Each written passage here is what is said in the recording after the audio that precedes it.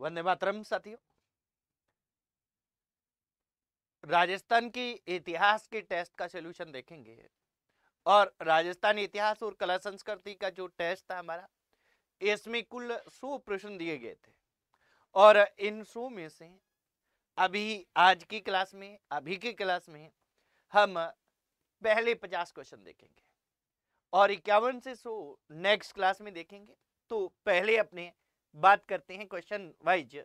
सबसे पहला क्वेश्चन कि राजस्थान का प्रमुख पूर्व ऐतिहासिक स्थल तिलवाड़ा किस नदी के किनारे स्थित है?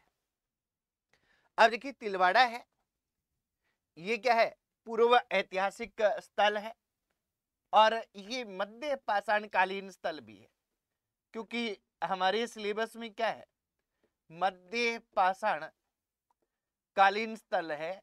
ये ध्यान रख लेना है, क्योंकि मध्य पाषाण काल के स्थल है वो पूछे जाते हैं। तिलवाड़ा को अपने को ध्यान रखना है। और ये तिलवाड़ा है वो किस नदी के किनारे है? तो ये लूनी नदी के किनारे है, ये अपने को ध्यान रखना है साथियों। लूनी नदी के किनारे है तिलवाड़ा। ठीक है, अगला देखेंगे। राजस्थान में पशुपालन के प्राचीनतम साक्ष्य कहां से मिलते हैं? पशुपालन के प्राचीनतम साक्ष्य कहां से मिलते हैं? कालीबंगा से, गणेश्वर से, आहड़ से या बागोर से? तो ये हमारा क्या है कि नाम से दिया गया स्थल है बागोर।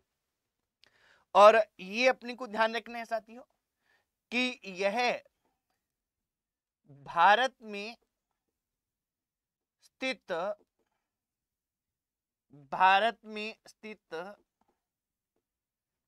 सबसे बड़ा मध्य पाषाणकालीन स्थल है। सबसे बड़ा मध्य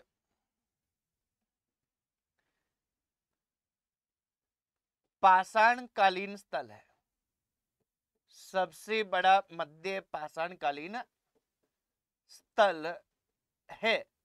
तो ये सबसे बड़ा मध्य पाषाणकालीन स्थल है बागोर। बागोर के बारे में पूरा डिटेल पढ़ के जाना है, क्योंकि ये हमारे नाम से दिया गया है साथियों। तो फुल फ्लैश इसका डिटेल पढ़ना। आगे देखेंगे, निम्नलिखित युद्धों को उनके लड़े जाने के वर्ष के अनुसार पहले से आखिरी तक सही क्रम में लिखना है। यानी सबसे पहला कौन सा लड़ा गया, उसके बाद कौन सा लड़ा गया, फिर कौन सा लड़ा गया, ये देखना है हमें। तो देखिए, गागरून का युद्ध है, ये कब होता है? 1519 ईस्वी में ये लड़ा गया था। किस किस के बीच में लड़ा गया था? तो ये क्या है कि महाराणा सांगा है, मेवाड़ के शासक, और मालवा के शासक थे महमूद खिलजी सेकंड, इनके बीच में लड़ा गया था। ये सारंगपुर का युद्ध है, ये 1437 ईस्वी में लड़ा जाता है। 1437 ईस्वी में किसके बीच में? मेवाड़ के शासक महाराणा कुंभा और मालवा के शासक महमूद खिलजी फर्स्ट। ये महमूद खिलजी फर्स्ट के टाइम में और ये महमूद खिलजी सेकंड के टाइम में लड़ा जाता है। दोनों मेवाड़ और मालवा के बीच होते हैं। बयाना का युद्ध है, ये फरवरी 1527 में हुआ। किसके बीच में हुआ? तो ये हुआ था वो बाबर और महाराणा सांगा के बीच में हुआ था। और मावली का युद्ध है, ये कब होता है? 1540 ईस्वी में होता है। और किसके बीच में होता है? मावली का युद्ध महाराणा उदय सिंह और उस समय सत्ता पर काबिज हुए थे बनवीर, विक्रमादित्य की हत्या करके 1536 में, उनके बीच में होता है। महाराणा उदय सिंह और बनवीर के बीच में हुआ। और ये अपने को ध्यान रखना है इस तरह से। तो इनका कालक्रम ध्यान रखना है। ऐसा कालक्रम का क्वेश्चन पूछने का ट्रेंड रहता है मित्रों, तो अपने को ध्यान रखना है। तो यहां देखेंगे, सबसे पहले क्या आ रहा है? 1437, यानी 2 नंबर आ रहा है। सबसे पहले क्या आ रहा है? 2 नंबर आ रहा है। उसके बाद में 1537 के बाद में 19, यानी 1 नंबर आ रहा है। और फिर 1527, ये क्या कि ये ध्यान रखना है, थोड़ा सा मिसप्रिंट है, इसको सही कर देता हूं मैं। ये 3 नंबर है ना, क्योंकि 2-2 लगे हुए दोनों में, है ना? तो ये 3 नंबर है। तो यहां अपने को ध्यान रखना है कि उसके बाद में क्या आ रहा है? 3 नंबर आ रहा है। और फिर क्या आ रहा है? 4। देखिए ऑप्शन बन रहा है कि नहीं बन रहा? 2 1 3 4, ये हमारा ऑप्शन नंबर कौन सा है? ऑप्शन नंबर 3 है। तो ये अपने को ध्यान रखना है साथियों, ये रहेगा। अगला क्वेश्चन, विषम घाटी पंचानन की संख्या मेवाड़ के किस शासक को दी गई? अब देखिए विषम घाटी पंचानन की संख्या है, एक तो ध्यान रखना है कि मेवाड़ के प्रसिद्ध शासक थे कुंभा, और इन कुंभा की रचना थी कौन सी? रसिक प्रिया, जो क्या है एक टीका लिखी गई थी रसिक प्रिया गीत गोविंद पर। और इस रसिक प्रिया में और एक ध्यान रखना है अपने को कि कीर्ति स्तंभ प्रशस्ति में, कौन सी? कीर्ति स्तंभ प्रशस्ति में इन बस कुंभा की क्या है रचना रसिक प्रिया में, और कीर्ति सिंह स्तंभ प्रशस्ति में क्या किया गया है कि ये उपाधि दी गई है। ये उपाधि है, इस उपाधि को प्रदान किया गया है, इस उपाधि के बारे में उल्लेख हुआ है इन दो रचनाओं में, कुंभा की रसिक प्रिया में और कीर्ति सिंह प्रशस्ति में, कीर्ति स्तंभ प्रशस्ति है। ये 1460 ईस्वी की है, ये अपने को ध्यान रखना है। ठीक है, तो ये किसके लिए कहा गया? तो ये राणा हमीर के लिए कहा गया, क्योंकि राणा हमीर ने क्या किया था मित्रों कि राणा हमीर है ये मेवाड़ को क्या है दिल्ली सल्तनत से मुक्त करवाते हैं, और दिल्ली सल्तनत से मुक्त करवाते हैं इसलिए इनको मेवाड़ का उद्धारक भी कहा जाता है। मेवाड़ का उद्धारक है, ये भी संज्ञा किसकी है? ये भी राणा हमीर की है। मेवाड़ का उद्धारक, ये मेवाड़ में क्या है सिसोदिया वंश की स्थापना करते हैं, सिसोदिया शाखा की स्थापना करते हैं, ये हम कहें तो सिसोदिया शाखा के क्या है संस्थापक है। आगे देखेंगे, मेवाड़ की किस शासक के समय जावर की खानों से चांदी की प्राप्ति हुई? यानी जावर की खान है जहां चांदी प्राप्त होती है, और सबसे बड़ी चांदी की खान है ये राजस्थान में अभी भी आज के दिन भी। ये सबसे पहले किसके शासन काल में निकली थी? तो जावर की खान है वो महाराणा लाखा के काल में निकली थी। जावर की खान महाराणा लाखा के काल में निकली थी, और महाराणा लाखा का काल 1382 से 1421 ईस्वी तक था साथियों। और इस काल में जावर की खान निकली थी, चांदी की खान निकली थी, और इसके कारण आर्थिक रूप से मेवाड़ बहुत अधिक समृद्ध हो गया था। ये अपने को ध्यान रखना है। आगे देखेंगे, निम्नलिखित में से कौन से राजपूत सरदार हल्दी घाटी के युद्ध में राणा प्रताप के पक्ष में लड़े? राणा प्रताप के पक्ष में कौन लड़े? लड़े तो सारे ही हैं। अब देखिए मानसिंह है, मानसिंह तंवर, ये राणा प्रताप के पक्ष में लड़ा है। इसके बाद में झाला बीदा, झाला बीदा ने तो क्या किया है मुकुट धारण किया है महाराणा प्रताप का। इसके बाद में रावत कृष्णदास चुड़ावत, ये भी सांगा की तरफ सॉरी प्रताप की तरफ से लड़े हैं। और ये जो है माधो सिंह कछवाहा, ये कहे कि मान सिंह कछवा के भाई थे। मान सिंह जो क्या है मुगल सेनापति था इस समय, तो के भाई थे, ये अपने को ध्यान रखना है। ये किसकी ओर लड़ा? मुगल सेना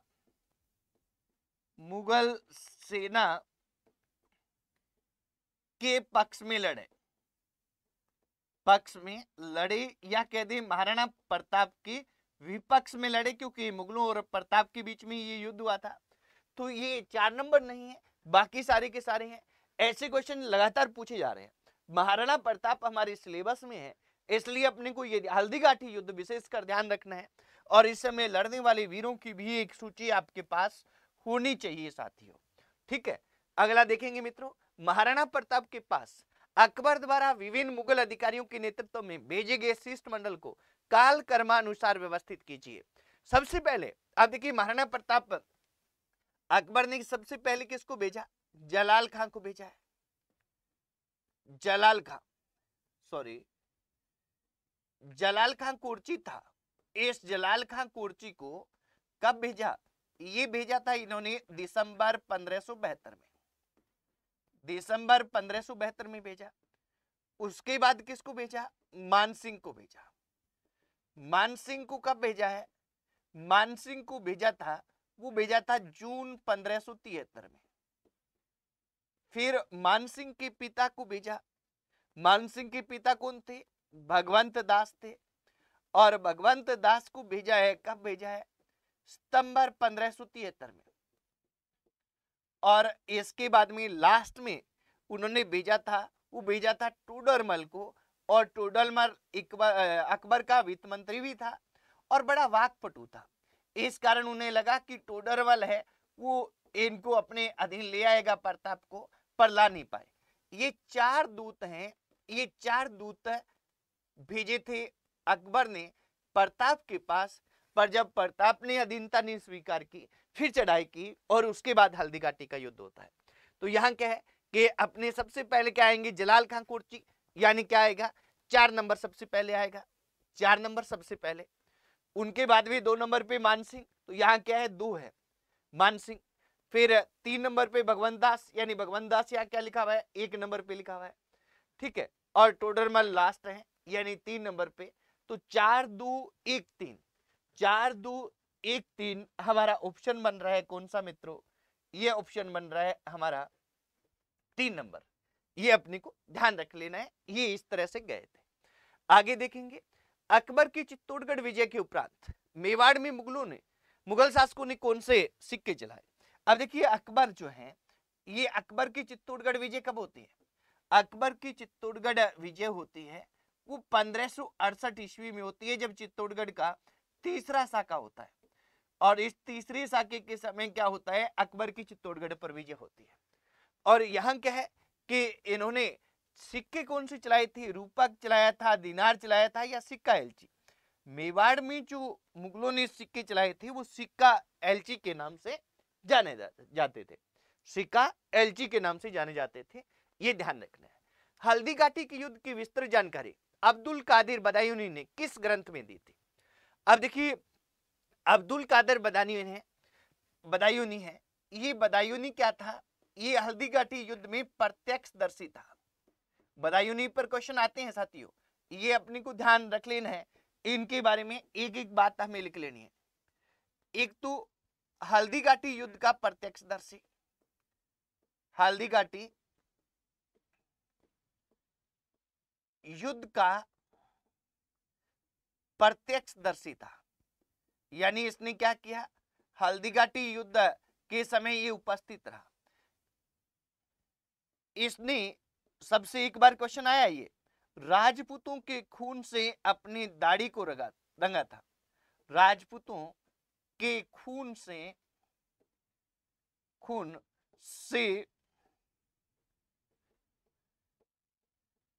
अपनी दाढ़ी को रंगा था, दाढ़ी को रंगा था, ये अपने को ध्यान रखना है।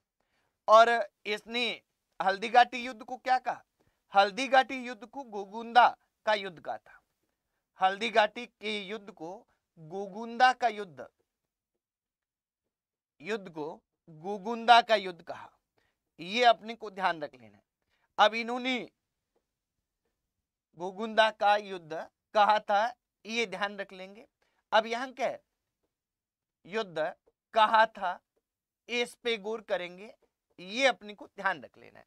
यहां मित्रों अपने को एक चीज गौर करनी है और विशेष कर गौर करनी है कि मुंतखब उल तवारीख है, ये इनकी रचना है और इस रचना में इन्होंने इसको लिखा है और इसी रचना का दूसरा नाम क्या है, इसी को तारीख ए बदायूनी भी कहा जाता है, तारीख ए बदायूनी। हालांकि ये ज्यादा प्रचलित नाम नहीं है, तारीख ए बदायूनी, मुंतखब उत तवारीख है, ये ज्यादा प्रचलित नाम है, ये अपने को ध्यान रख लेना है साथियों, इस पे हमें गौर करनी है, अच्छी तरह से गौर करनी है।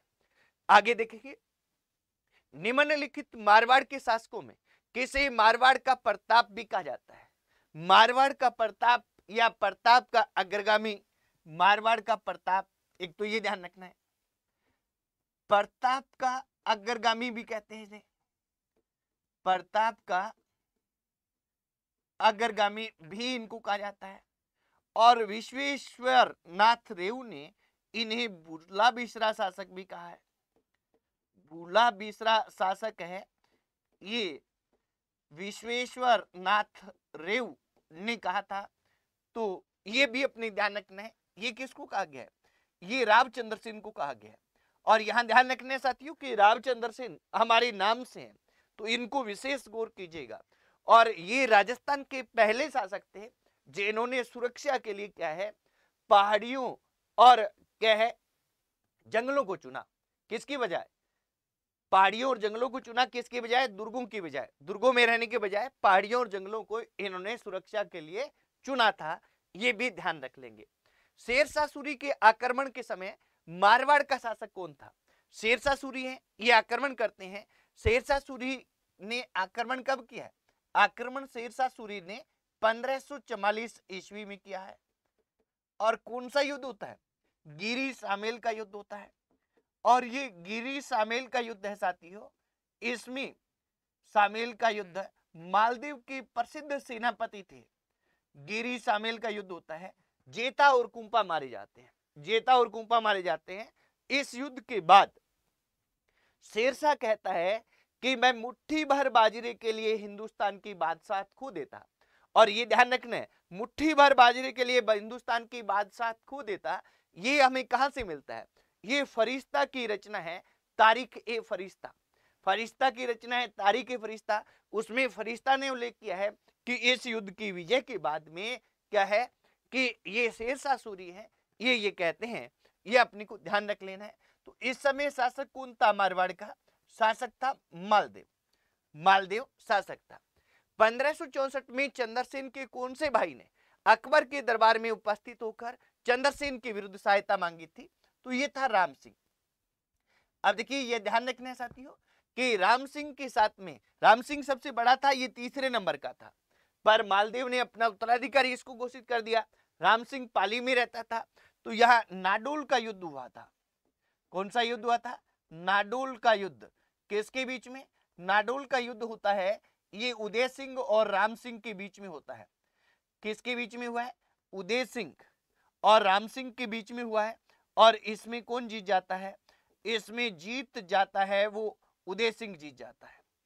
और राम सिंह को भागकर क्या है चला जाता है कहां पे? अजमेर में। और इसके बाद में क्या है, मारवाड़ के सरदार दोनों में समझौता करवाते हैं, पर समझौता है ये ज्यादा स्थायी नहीं होता। ये अपने को ध्यान रख लेना है। समझौता तो करवाते हैं पर समझौता है वो स्थायी नहीं होता, ये ध्यान रखना है। और समझौता स्थायी नहीं होता तो क्या रहता है कि स्थायी नहीं होता समझौता, तो साथियों कि ये राम सिंह अकबर के पास चला जाता है, उनसे सहायता मांगता है 1564 में। आगे देखेंगे हीरावाड़ी का युद्ध। हीरावाड़ी का युद्ध है, ये कब हुआ है? हीरावाड़ी का युद्ध होता है साथियों, ये होता है 1536 ईस्वी में। देखिए एक तो बाड़ी का युद्ध होता है। कौन सा युद्ध? बाड़ी का युद्ध। एक हीरावाड़ी का युद्ध, एक हरमाड़ा का युद्ध। ये एक जैसे जैसे से है, एक जैसे जैसे से है। बाड़ी का युद्ध है वो तो क्या है? बाड़ी का युद्ध है वो तो 1519 में होता है। किसके बीच में? अंतिम जो दिल्ली सल्तनत का सुल्तान था इब्राहिम लोदी और राणा सांगा के बीच में, उसमें सांगा जीतता है। फिर हीरावाड़ी का युद्ध है वो किसके बीच में होता है? वो अभी हम देखेंगे 1536 में।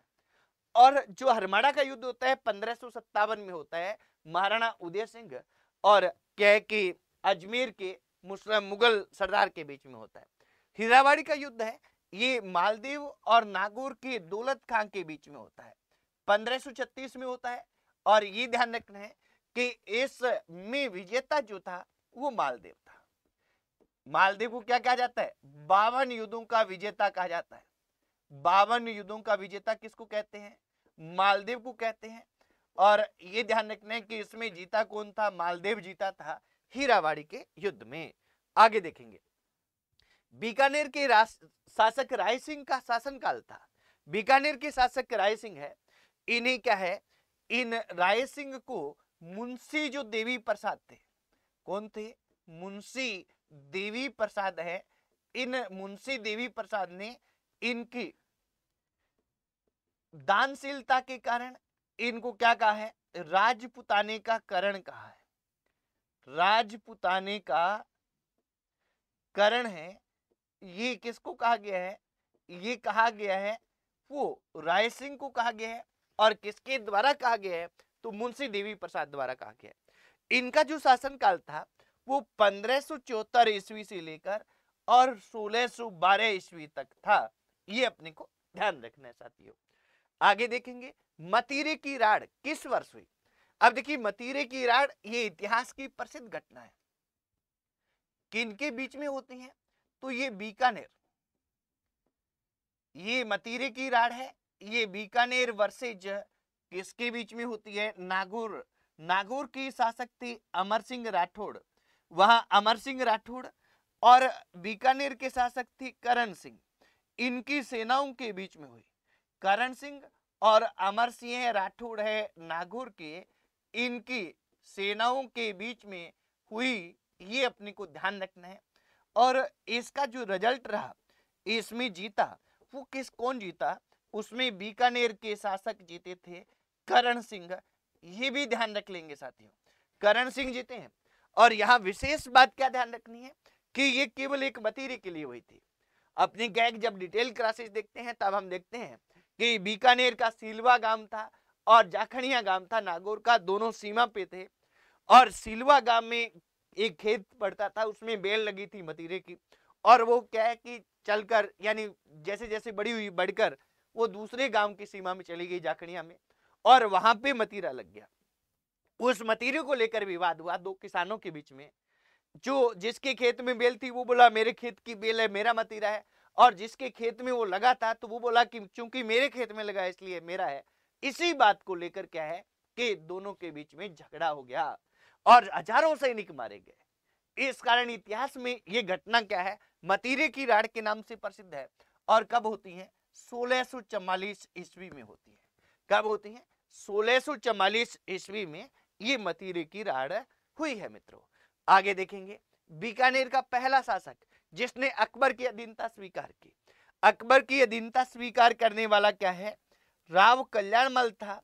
और राव कल्याणमल है, इन्होंने 1570 ईस्वी के नागौर दरबार में, 1570 ईस्वी के नागौर दरबार में क्या किया, नागौर दरबार में अकबर की अधीनता स्वीकार की।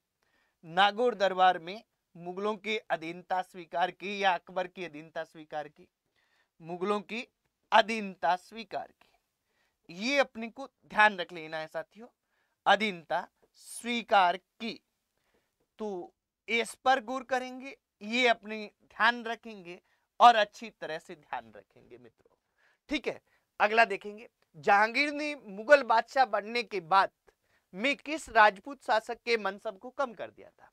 जहांगीर है, ये कब मुगल बादशाह बना है, कब बना है, 1605 में बना है। और इसने क्या है कि किसका मनसब कम कर दिया था, वो मानसिंह का कर दिया था, क्योंकि मानसिंह सबसे विश्वस्त सरदार था। किसका, सबसे विश्वस्त सरदार था अकबर का। और अकबर ने इसको 7000 की मनसब प्रदान की थी। और मुगल काल में किसी भी हिंदू को 7000 की मनसब नहीं मिली मानसिंह के अलावा। परंतु जैसे ही इनकी मृत्यु होती है अकबर की, तो इसका एक भांजा था और इसका बेटा था, कौन, खुसरो, वो विद्रोह करता है तो ये मौन स्वीकृति देता है। इन कारण इन दोनों में अनबन हो जाती है और ये उसका क्या कर देता है, मनसब कम कर देता है। अकबर की टाइम में अकबर ने क्या किया, इन्हें 7000 की मनसब दी, 7000 की मनसब, जो किसी भी हिंदू शासक को सर्वाधिक थी। ये अपने को ध्यान रखना है साथियों। और यहां क्या है, जहांगीर ने इसे कम करके क्या कर दिया, 5000 मनसब कर दिया। जहांगीर ने क्या किया, 5000 मनसब इसको कर दिया। ये अपने को ध्यान रख लेना है साथियों। आगे देखेंगे मित्रों, आमेर के शासक जयसिंह प्रथम को मिर्जा राजा की उपाधि किसने दी। आमेर के शासक जयसिंह फर्स्ट थे। अब जयसिंह फर्स्ट हैं, ये देखिए कब से कब थे, 1621 से लेकर 1667 तक थे। इन्होंने क्या है, जयपुर में सर्वाधिक समय कितना, लगभग 40 वर्ष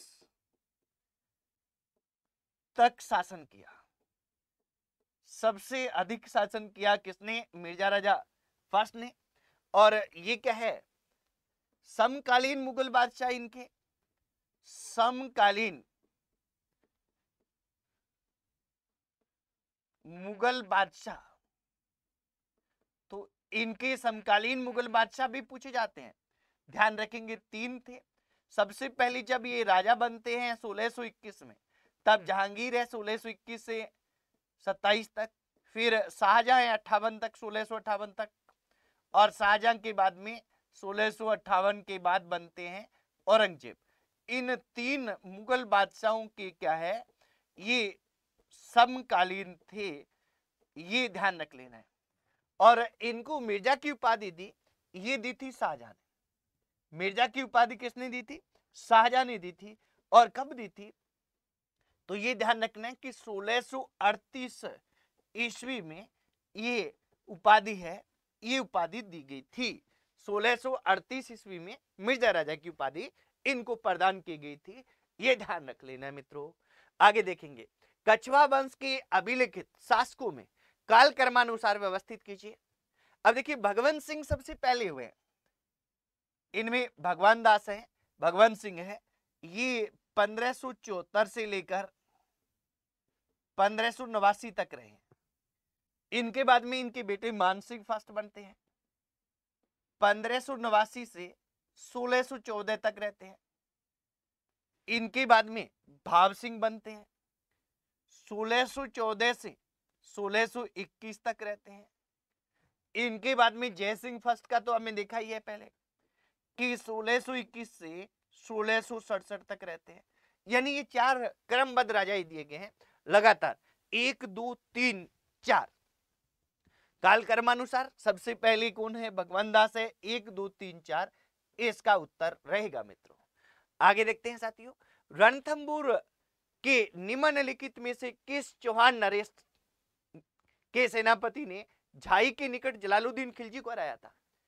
अब देखिए, रणथंबोर में झाई अथवा ये है झाइन, क्या है? झाइन दुर्ग है, झाइन दुर्ग। और इसको क्या कहा जाता है? रणथंबोर दुर्ग का प्रवेश द्वार कहा जाता है। रणथंबोर दुर्ग का प्रवेश द्वार इसको कहते हैं। रणथंबोर दुर्ग का प्रवेश द्वार इसको कहा जाता है मित्रों। ये अपने को ध्यान रख लेना है कि इसको झाई अथवा झाइन को जलालुद्दीन खिलजी को हराया था। किसने हराया था? तो ये हमीर देव चौहान ने हराया था। हमीर देव चौहान रणथंबोर के शासक थे, इन्होंने इन्हें हराया था। अलाउद्दीन खिलजी के राजस्थान पर आक्रमणों का सही कालक्रम है।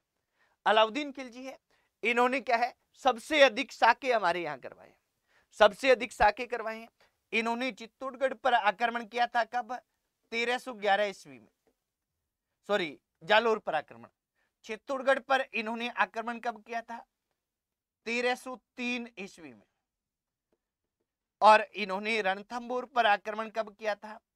1301 ईस्वी में। और ये 1301 ईस्वी वाला राजस्थान का पहला साका माना जाता है। सभी जगह साके हुए हैं, सिवाना में भी होता है 1308 में, पर सभी जगह साके हुए हैं ये अलाउद्दीन खिलजी ने करवाए हैं।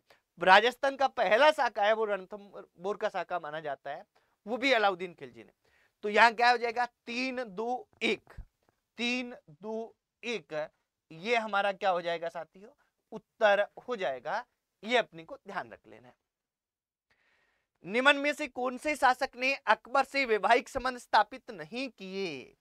ये ध्यान रखना है। अब देखिए, जो अकबर से अधीनता स्वीकार करता था लगभग ये था कि सभी ने उनके साथ वैवाहिक संबंध स्थापित किए, यानी अपनी बेटी की, बहन की उनके साथ शादी की। पर क्या है कि आमेर का भरमल तो पहला शासक था जिसने क्या है वैवाहिक संबंध बनाए, पहला शासक जिसने मुगलों की अधीनता स्वीकार की, पहला शासक जिसने मुगलों की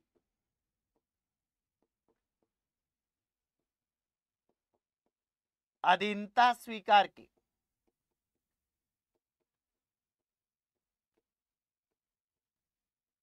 वह वैवाहिक संबंध बनाए, यानी अपनी पुत्री का विवाह किया। ये भी कई बार पूछ लिया जाता है अपने, इसलिए मैंने लिखा दिया आपको। तो बनाए, ये अपने को ध्यान रख लेना है।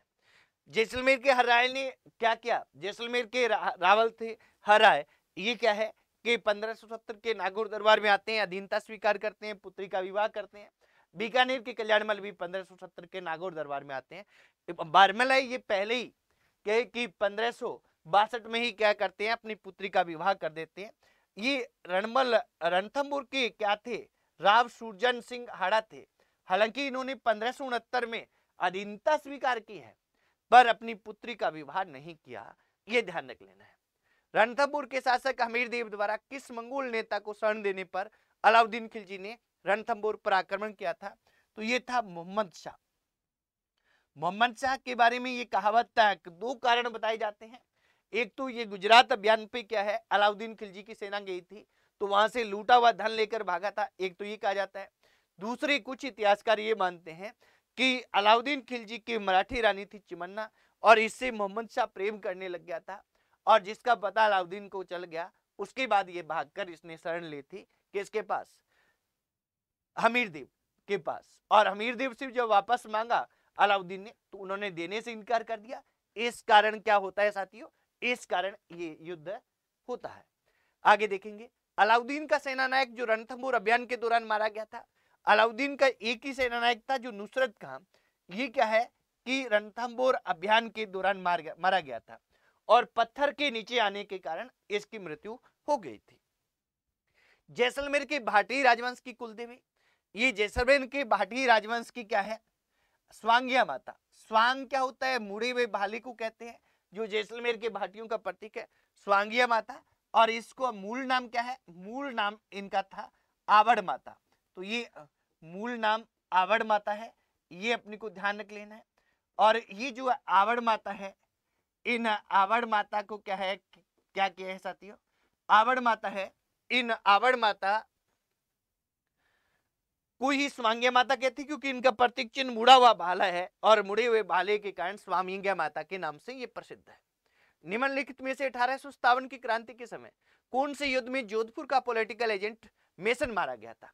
अब देखिए, मेसन मारा गया, और क्या है कि मेसन मारा गया, और इसका क्या सिर है वो आउआ के किले पर टांग दिया गया।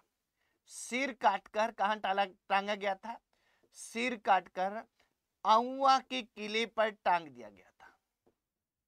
आउआ के किले पर टांग दिया गया था। आउआ के किले पर टांग दिया गया था, ये अपने को ध्यान रख लेना है, इस पे हमें गौर करना है। ठीक है, ये युद्ध कौन सा होता है, चेलावास का युद्ध होता है, और इस चेलावास के युद्ध को गोरों व कालों का युद्ध भी कहा जाता है। गोरों व कालों का युद्ध भी कहा जाता है। कालों का युद्ध चेलावास युद्ध को ही कहते हैं, ये ध्यान रख लेना है। कब होता है, तो ये होता है 18 सितंबर 1857 को। 18 सितंबर 1857 को ये युद्ध हुआ है साथियों, ये अपने को ध्यान रख लेना है, इस पे गौर करना है। ठीक है, आगे चलते हैं। करौली राज्य ने 1857 के विद्रोह के दौरान किस राज्य की सहायता की। अब देखिए, करौली है, करौली, यहाँ करौली के शासक थे मदनपाल। ये शासक मदनपाल है, इन्होंने क्या है कि ये अपनी सेना लेकर कहां गए हैं, ये गए हैं कोटा, और कोटा में क्रांतिकारियों को नजरबंद कर रखा था। किसने नजरबंद कर रखा था, वो क्रांतिकारियों ने नजरबंद कर रखा था कोटा के शासक राम सिंह द्वितीय को। तो राम सिंह द्वितीय है, इन राम सिंह द्वितीय को नजरबंद से मुक्त करवाया था। राम सिंह द्वितीय को क्रांतिकारियों से मुक्त करवाया, ये अपने को ध्यान रखना है। किसने, मदनपाल ने क्रांतिकारियों से मुक्त करवाया था, ये अपने को ध्यान रख लेना है साथियों, इस पे हमें गौर करना है। ठीक है, इसके बाद में सन 1857 में हुए कोटा विद्रोह के संदर्भ में निम्नलिखित कथनों को क्या है, कथनों को पढ़िए। इस विद्रोह का नेतृत्व जयदयाल व मेहराब खां ने किया। कोटा में विद्रोह हुआ था, किया था, बिल्कुल सही है। कोटा की विद्रोही राजकीय सेना ने डॉक्टर सैडलर और मेजर बर्टन की हत्या कर दी थी, ये भी सही है। तो बटरन का तो सिर काट कर क्या है पूरे कोटा शहर में घुमाया गया था। दोनों सही है, दोनों कथन है, ये दोनों के दोनों सही है, ये अपने को ध्यान रख लेना मित्रों।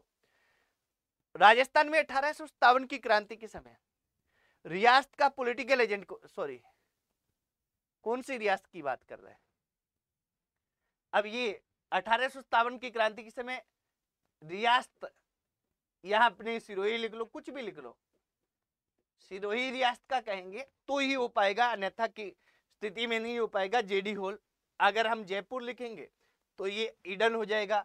मेजर बर्टन कोटा का, मोक बेसन जोधपुर का, ये जयपुर का पॉलिटिकल एजेंट था, का पॉलिटिकल एजेंट।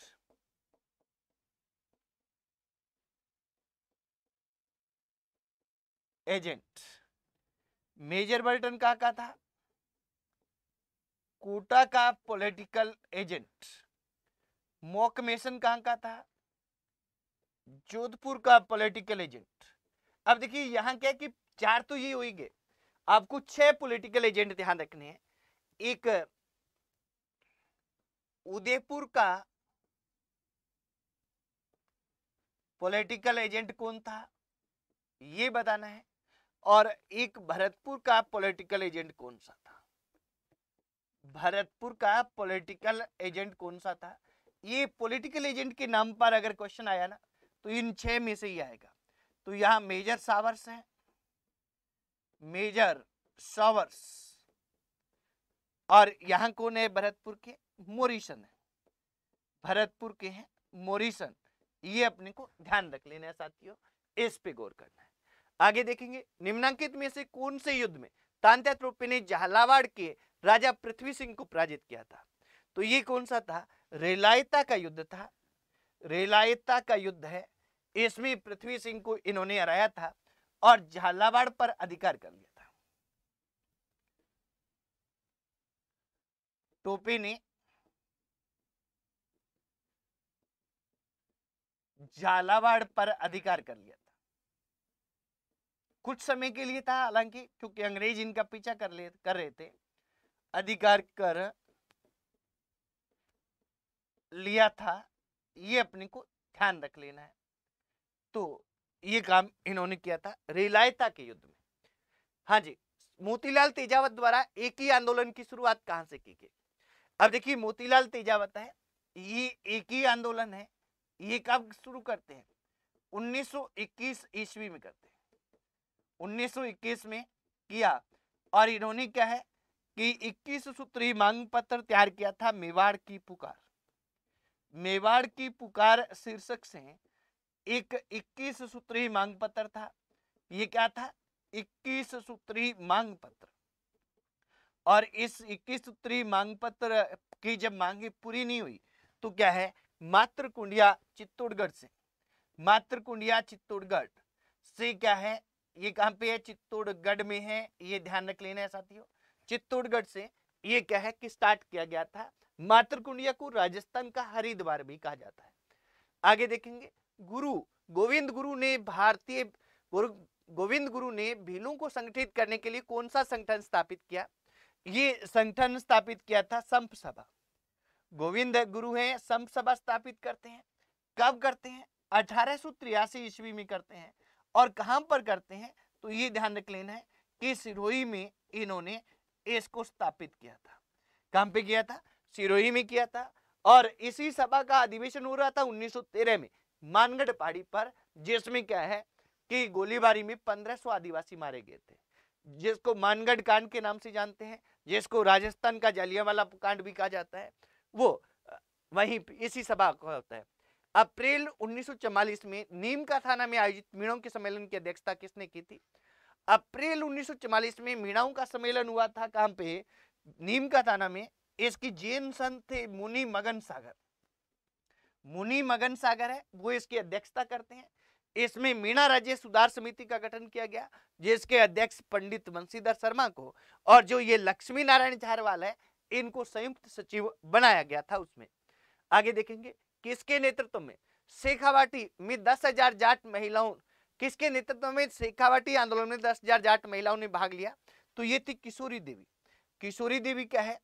किशोरी देवी अपने को ये ध्यान रखना है साथियों कि किशोरी देवी क्या है कि किशोरी देवी कटराथल गांव में ये सम्मेलन किया था। कटराथल सम्मेलन हुआ था जिसमें 10,000 जाट महिलाओं ने भाग लिया था। और ये देखिए, ये कटराथल सम्मेलन है। इस कटराथल सम्मेलन कब होता है? ये 25 अप्रैल 1934 को होता है। और यहाँ विशेष बात और ध्यान रख लेना है साथियों, 25 अप्रैल 1934 को ये शेखावाटी किसान आंदोलन के नेता हरलाल सिंह खर्रा, हरलाल सिंह खर्रा की क्या थी? हरलाल सिंह खर्रा की पत्नी थी। और जैसे कह कि अभी मंत्रिमंडल गठित हुआ है नया राजस्थान सरकार का, झाबरमल खर्रा उसमें क्या है कि एक व्यक्ति हैं, मंत्री बनाए गए हैं, और वो क्या है कि इन्हीं हरलाल सिंह और किशोरी देवी के बेटे हैं। ये ध्यान रख लेना है। आगे देखेंगे, निम्नलिखित में से कौन सा युग्म सुमेलित नहीं है? किसान आंदोलन और नेता है, कौन सा सुमेलित नहीं है? मेव किसान आंदोलन यासीन खान के नेतृत्व में हुआ, सही है। बिजोलिया किसान आंदोलन विजय सिंह पथिक के नेतृत्व में हुआ, सही है। बेंगू किसान आंदोलन मग्गाराम वेद, ये गलत है। मग्गाराम वेद है ये किसान आंदोलन की बात करें तो दुधवा खारा किसान आंदोलन से संबंधित थे। बेंगू किसान आंदोलन है, इसका तो नेतृत्व किसने किया था? राम नारायण चौधरी ने किया था। बेंगू किसान आंदोलन का नेतृत्व कौन करते हैं? राम नारायण चौधरी करते हैं। ये अपने को ध्यान रख लेना है, इस पे गौर करना है और अच्छी तरह से गौर करना है मित्रों, ठीक है, ये ध्यान रखेंगे। और यहाँ बूंदी में नेनू राम शर्मा है, ये सही है। तो यहाँ क्या है कि कौन सा सुमेलित नहीं है? तो सुमेलित 3 नंबर नहीं है, ये हमारा उत्तर हो जाएगा। ठीक है मित्रों, आगे देखते हैं। ट्रेंच कमीशन किससे संबंधित था? ट्रेंच कमीशन है ये बेंगू किसान आंदोलन से संबंधित था, ट्रेंच कमीशन। और इसी ने क्या किया था? इसी ने गोविंदपुरा कांड होता है, गोविंदपुरा कांड है। इस गोविंदपुरा कांड में गोविंदपुरा में किसानों की सभा हो रही थी और इस सभा पर क्या किया था? इस सभा पर गोलियां चलवाई थी जिसमें रूपाजी और करपाजी धाकड़ नामक कैद 2 व्यक्ति शहीद हुए थे 13 जुलाई 1923 को। और ये काम ट्रेंच ने किया था। रूपाजी व कृपाजी धाकड़, कृपाजी धाकड़ है ये शहीद हुए, ये ध्यान रखना है। धाकड़ शहीद हुए, ये ध्यान रखेंगे, इस पे गौर करेंगे। ठीक है साथियों, आगे चलते हैं। राजस्थान के किस दरसार को गांधी ने दोहरी डायरी संज्ञा दी? दोहरी डायरी संज्ञा, दोहरी डायरी नीति कहते हैं। दोहरी डायरी किसको कहा? तो ये कहा था नींबू चना कांड को। और नींबू चना कांड कब होता है साथियों? ये नींबू चना कांड हुआ है 14 मई 1925 को। 14 मई 1925 को नींबू चना कांड हुआ था। गांधी जी ने इसको दोहरी डायरी नीति कहा है। निम्न में से कौन सा युग्म सही सुमेलित नहीं है? नींबू चना किसान आंदोलन अलवर रियासत से संबंधित है, बिल्कुल सही है। दाबड़ा जोधपुर रियासत से संबंधित है, सही है। दूधवा खारा बीकानेर से संबंधित है, सही है। बरड़, बरड़ है ये बूंदी से संबंधित है। कहां से संबंधित है? बूंदी से संबंधित है, उदयपुर से नहीं है। तो कौन सा सुमेलित नहीं है? सही सुमेलित नहीं है तो नहीं है, तो 4 नंबर नहीं। ये अपने को ध्यान रख लेना है साथियों। आगे चलेंगे। 1925 में अखिल भारतीय जाट महासभा का अधिवेशन आयोजित हुआ था। 1925 में अखिल भारतीय जाट महासभा, इसका आयोजन होता है अजमेर के पुष्कर में। अजमेर के पुष्कर में इसका आयोजन हुआ और इसकी अध्यक्षता है, इसकी अध्यक्षता 1925 में हुआ था भरतपुर के शासक कृष्ण सिंह ने की थी। भरतपुर के शासक कृष्ण सिंह ने की, ये अपने को ध्यान रख लेना। इसकी अध्यक्षता किसने की थी? भरतपुर के शासक कृष्ण सिंह है, ये करते हैं। निम्न में से 1923 में बंद किए गए किस समाचार पत्र को तरुण राजस्थान नाम से पुनः प्रकाशित किया गया? अब देखिए ये राजस्थान नवीन राजस्थान था और ये अपने को ध्यान रखना है कि 1922 में प्रारंभ हुआ था। 1922 में प्रारंभ ये हुआ था और 1923 में इस पर प्रतिबंध लगा दिया गया, क्योंकि ये क्या करता था, ये क्या है कि किसान आंदोलन से संबंधित जो खबरें हैं वो छापता था और इसके बाद इसका नाम बदलकर क्या कर दिया गया, तरुण राजस्थान करके, और इसको पुनः प्रकाशित किया गया था। श्यामलाल गुप्त इसके संपादक थे और साथ में बाद में रामनारायण चौधरी भी कुछ समय के लिए संपादक रहे। 1939 में किशनगढ़ राज्य प्रजामंडल की स्थापना किसके प्रयासों से हुई? तो किशनगढ़ राज्य प्रजामंडल की स्थापना है वो कांतिलाल चौथानी के प्रयासों से हुई है। एक कांतिलाल बुंदी की भी थे, पर कांतिलाल या कांति चंद्र चौथानी है, ये कहां के हैं, ये थे किशनगढ़ के। आगे देखिए, स्वतंत्रता सेनानी धर्मचंद सुराणा का संबंध किससे रहा? धर्मचंद सुराणा है ये सिरोही प्रजामंडल से संबंधित रहे हैं। सिरोही प्रजामंडल की स्थापना है, इसकी जो स्थापना है ये 1939 में की जाती है, जनवरी 1939 में की गई। इसमें गोकुल भाई भट्ट, घासीलाल चौधरी और धर्मचंद खुराना का गोकुल भाई भट्ट, घासीलाल चौधरी व धर्मचंद सुराणा थे, ये प्रमुख लीडर इसमें थे। धर्मचंद सुराणा ये प्रमुख नेता थे, ये अपने को ध्यान रख लेना है साथियों, इस पे गौर करना है। जवाहरलाल नेहरू की अध्यक्षता में अखिल भारतीय देशी राज्य परिषद का 7वां अधिवेशन कहां आयोजित हुआ? तो ये जवाहरलाल नेहरू की अध्यक्षता में उदयपुर में आयोजित हुआ था। और उदयपुर में ये 7वां अधिवेशन कब हुआ था? ये हुआ था 31 दिसंबर 1945 और 1 जनवरी 1946, 2 दिन आयोजित हुआ था, 2 अलग अलग वर्षों में आयोजित हुआ था। ये अपने को ध्यान रख लेना है, इसकी डेट को ध्यान रख लेना है। आगे देखेंगे मित्रों कि अधोलिखित कथनों को पढ़िए। 19वीं सदी के उत्तरार्ध में मेवाड़ में देश हितैषणी सभा की स्थापना हुई। देश हितैषणी सभा है, इसकी स्थापना होती है वो 2 जुलाई 1877 को होती है। 2 जुलाई 1877 को ये देश हितैषणी सभा की स्थापना हुई। 19वीं शताब्दी का उत्तरार्ध ही हो गया, क्योंकि 1850 के बाद का उत्तरार्ध होगा। इसका मुख्य उद्देश्य समाज सुधार करना था। ये भी सही है और ये भी सही है। और ये ध्यान रखना है कि इस देश हितैषणी सभा के अध्यक्ष थे ये महाराणा सज्जन सिंह थे, मेवाड़ के शासक थे महाराणा सज्जन सिंह है, ये इसके क्या थे, अध्यक्ष थे मित्रों। ये अपने को ध्यान रख लेना है, इस पे हमें गौर करना है। अब ये दोनों कथन है, ये भी सही है और ये भी सही है, दोनों सही है तो दोनों कथन सत्य है, यहां हमारा उत्तर ये हो जाएगा। ठीक है मित्रों, आगे बढ़ते हैं। आगे देखिए, कांगड़ कांड किस प्रजामंडल का आंदोलन के दौरान घटित हुआ था? कांगड़ कांड है ये क्या है, 1946 में होता है। कब होता है? 1946 में होता है। और कांगड़ गांव है ये कहां पे? रतनगढ़ तहसील है बीकानेर में। रतनगढ़ अभी तो कहां है, तहसील है, जिला कौन सा है? चूरू। और इसकी रियासत कौन सी थी? तो इसकी रियासत थी वो थी बीकानेर। तो बीकानेर रियासत के अधीन ये आता था और यहाँ पर क्या है कि बढ़ी हुई लगान दरों के विरोध में आंदोलन हुआ था, जिससे जागीरदार ने क्या है किसानों के पे अत्याचार किया था, उसको कांगड़ कांड के नाम से जाना जाता है। भीलवाड़ा में 1944 में किसने महिला आश्रम की स्थापना की थी?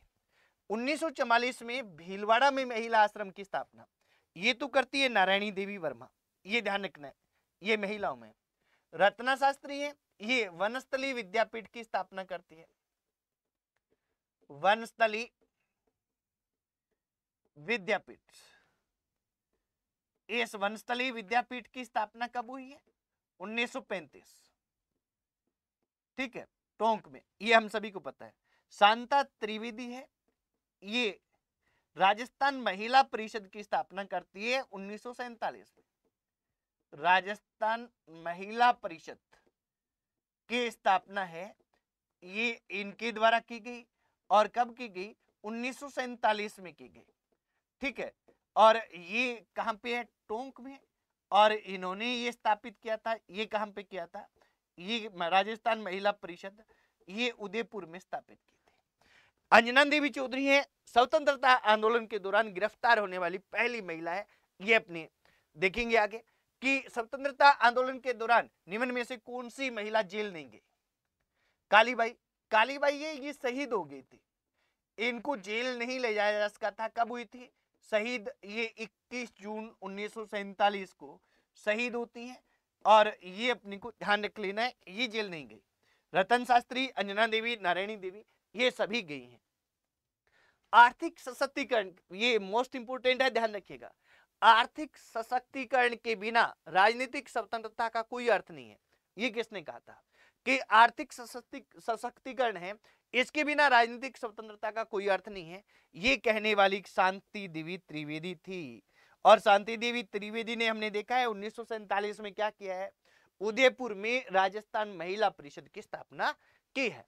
आगे, राजस्थान के स्वतंत्रता आंदोलन के दौरान गिरफ्तार होने वाली पहली महिला ये थी अंजना देवी चौधरी। अंजना देवी चौधरी है रामनारायण चौधरी की पत्नी थी। रामनारायण चौधरी प्रसिद्ध नेता थे, रामनारायण चौधरी की पत्नी थी, ये ध्यान रखना है। अंजना देवी चौधरी रामनारायण चौधरी की पत्नी थी अंजना देवी चौधरी, ये अपने को ध्यान रख लेना है साथियों, इस पे हमें गौर भी करना है और अच्छी तरह से गौर करना है।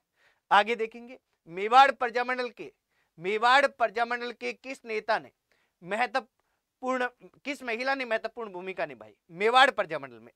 तो मेवाड़ प्रजामंडल में नारायणी देवी वर्मा थी, ये जेल में भी गई है अपने 6 माह के पुत्र दीनबंधु को लेकर। इनकी दोनों पुत्रियां भी गई है। ये किसकी पत्नी थी? माणिक्यलाल वर्मा, जो मेवाड़ प्रजामंडल के संस्थापक भी थे और प्रमुख नेता थे। माणिक्यलाल वर्मा की पत्नी थी, ये अपने को ध्यान रखना है। और इन्होंने क्या है कि अपने पति के साथ कंधे से कंधा मिलाकर क्या किया था? कंधे से कंधा मिलाकर इन्होंने साथ दिया था, ये ध्यान रखना चाहती हूँ। तो ये हमारे क्या है? ये हमारे 50 क्वेश्चन। आगे कला संस्कृति के 50 क्वेश्चन रहते हैं, वो आगे की क्लास में हम देखेंगे। आज इतना ही साथियों, फिर मिलते हैं नई क्लास के साथ। तब तक के लिए जय हिंद, वंदे मातरम।